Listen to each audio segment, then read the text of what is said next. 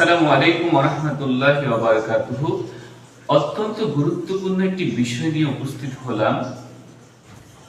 ইন্না এবং আন্না হুরুফুল মুশাব্বাহ বিল ফাইল,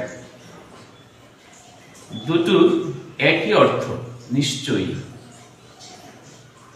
তো আমরা আজকে জানব কখন ইন্না পড়তে হয় আর কখন আন্না পড়তে হয়। বাক্যের শুরুতে যখন আসবে হরফটি তখন ইন্না পড়তে হচ্ছে। যেমন কালামে হাকিমে আল্লাহ তাআলা বলেন, ইন্নাল্লাহা আলা কুল্লি শাইইন কদির। কওলুন মাজদার থেকে নির্গত ফেলের পর ইন্না পড়তে হয়।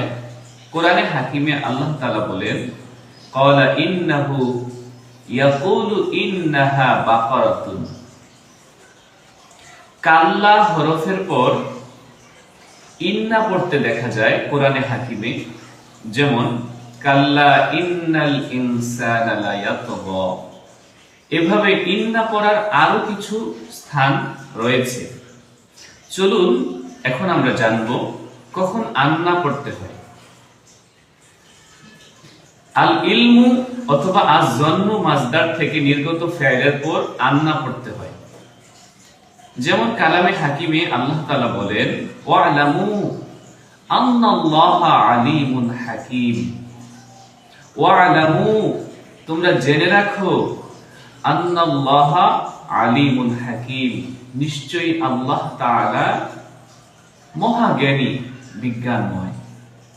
কোরআনে কারীমের অন্য আয়াতে আসছে, কিলা মান রাক ওয়া যান্না আন্নাহুল ফিরাক।